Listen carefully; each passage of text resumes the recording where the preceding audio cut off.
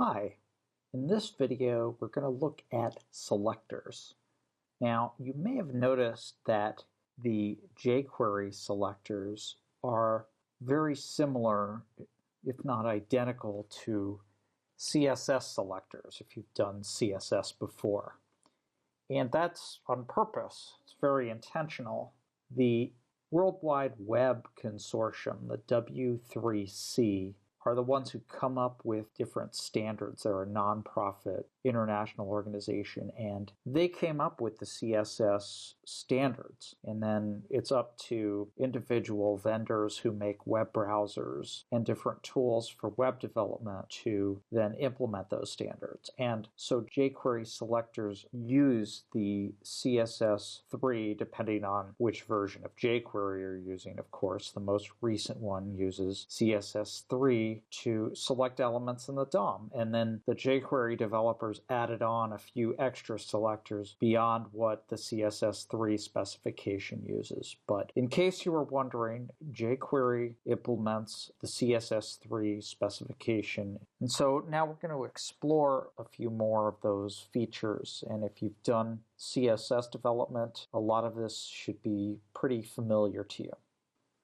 We'll start out with a blank HTML document and add a couple of div tags to that.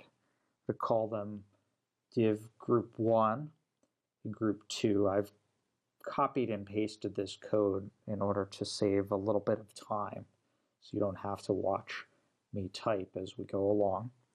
And then in each div I'm going to put an ordered list with 5 elements in it.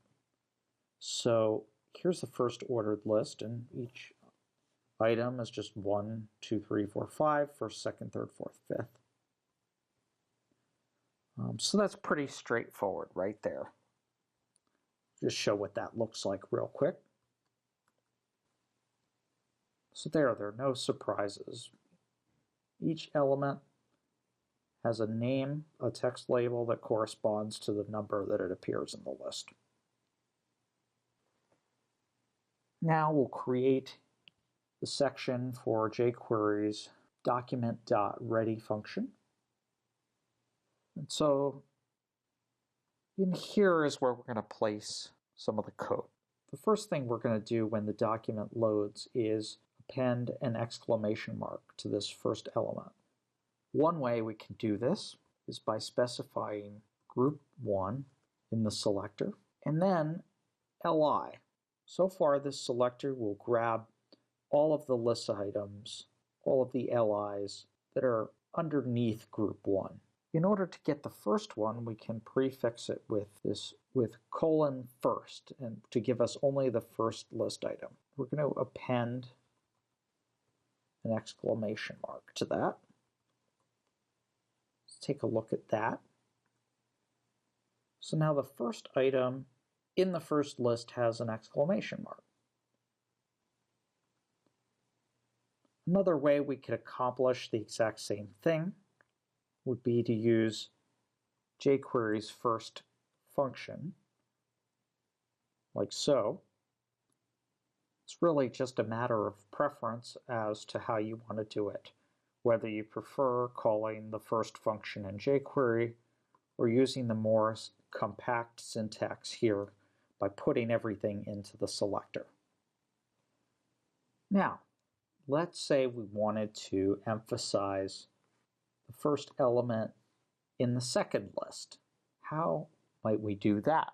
One way would be very similar to what we were doing above, to call group 2, OL to select the ordered list underneath group 2, LI, and we could follow the syntax above. Let's use the first function this time just for variety. We'll set the HTML of that to EM first in order to emphasize that item. Now, if we didn't want to repeat this label that appears here, we could also use jQuery to retrieve whatever labels stored there and then concatenate the strings together. But we're just doing this for simplicity this way. There, the first item has been emphasized.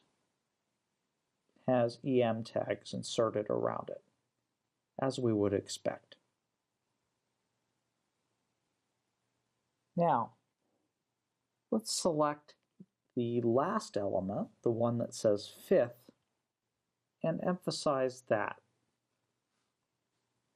We don't necessarily have to specify OL and then LI. We can just jump directly to LI and use the last keyword here.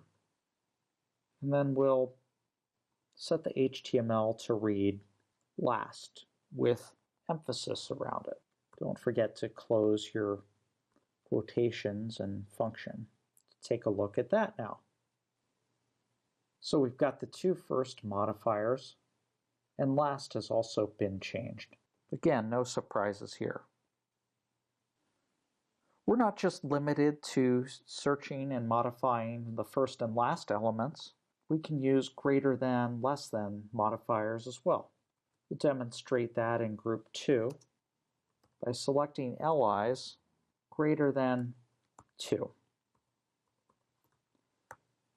Now, let's append a label to any of those list items so we can see what it thinks are list items that are greater than 2.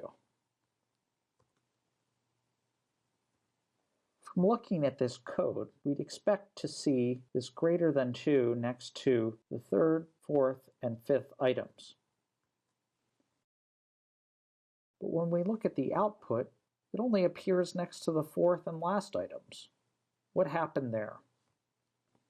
Well, this number here actually refers to the index of all the matching elements that this expression to the left here finds. So it gives an index. The part that is confusing to a lot of people is that the index starts with 0. So when we say greater than 2, we're actually talking about index 0, index 1, index 2, and only the two elements, index 3 and 4 in this case, that are greater than index 2. A less confusing way to label this for the user would be to say these selected elements here are actually greater than 3. There. That makes a little bit more sense. The fourth is greater than the third, and the last one is greater than the third because it's the fifth.